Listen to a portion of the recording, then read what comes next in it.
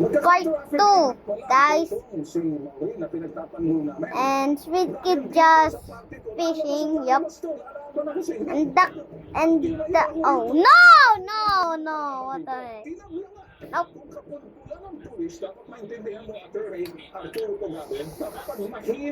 Ano kaya bigay ko kay Dino?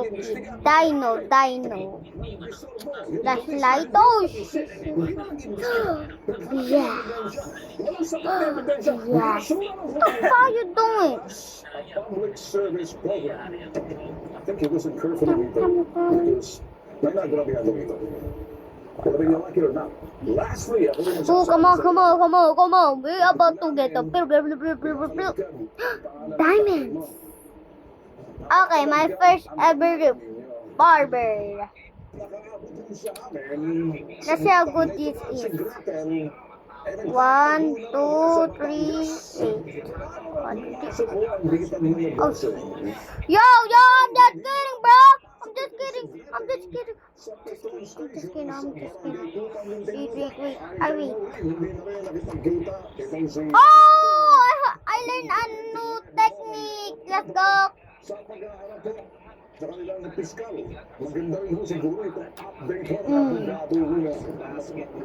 go. Let's go. Okay, how the heck did she die? Multi-purpose again? You know what? Bro is just wasting our time. Wait, what?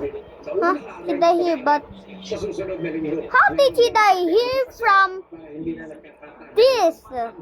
Well, okay. She died. Oh no.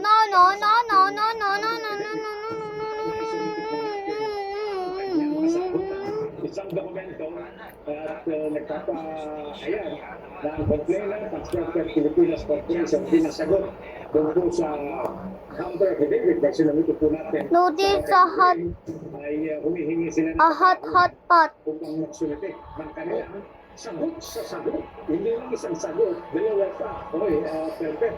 Ang nangyari din proseso na po ito sa ating mga piskalya. Gusto mo lang pumiwanagin na sa piskalya, meron din po na tinatawag na right to due process ng nagre-reklamo at saka yung nire-reklamo. Ano po ba yung right to due process? Kailangan po ang isang panig, kaya isa siya nagre-reklamo, mayroon siyang pagkakataon upang sagutin ang bawat pahayag ng kanyang katunggali. So ganito po ang nangyayari dito.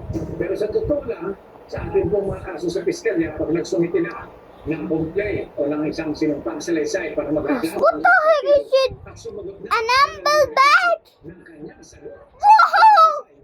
Oh. What that? Abangan natin kung ano sasabihin ng piskal. Pero tututulan natin po. Sasabihin natin sa dito lamang. Sobrang lang po. Baka naman mamaya niyan magkaroon pa ng mga karagdagang dokumento na naman na isusumite itong nagre-reklamo.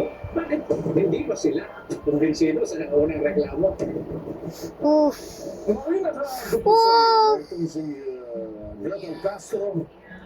No. Sa atin ng tip na may mga tauhan doon sa isang kumpanya na to na hindi na siya nakikita. Kaya lang, simula nung kayo'y magharap, ito mo nagpakita sa piskal. Noong November 5, yung ano ko namin sa piskal, hindi natin sinamatin dahil isang representative. Ngayon, kahit isang We cannot lose everything, bro. sinasabing abogado daw nila, walang nagpakita ni isa. Wala na po. So ganito, ang pabayanan mo, yung resback na gagawin ng ating abogado. At yung Yes, abogado food. natin sa attorney, batas mo, Yes! ang siyang kapa na rito at inaantay na lang yung kalantasagutan, gumagawa sila ngayon ng mga dahilan kasi pinagtatakpan nila ang kanilang kalokohan. Medyo nag-iba ng oras mo. You know what? Let's just go. Mayroon ka bang sasabihin na bago kami diretso dito sa aming resident lawyer na si Atty. Batas Mauricio. Wala po sana na How?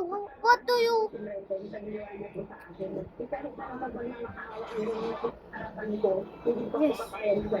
Yes. Yan, malinaw na yan. Kaya nga naman si Oh no, it's raining again. sa Batangas, meron din sa Bicol, at yun ang naging problema natin. Oh, noon. shit. Kami hindi na update sa iyo.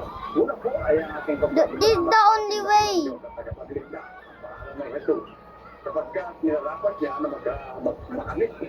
Marin ang tumulog dito po sa bandar ng Tumbuhan, sa Bita. Iginawang Bristol po upang ang naging akusasyon. Ang akusasyon talaga namang walang naging batayan ay mapawalang saysay. Inisip po ng Piskalya ng Muntinlupa City ang habla laban kay Maureen. At ang masarap po dito, ang kanilang sinapit, Poof, we're just AFK. ibinusa, walang napasanayang hina. Okay, bye guys, like and subscribe. Bye. Bye guys, like and subscribe. Sa Muntinlupa City.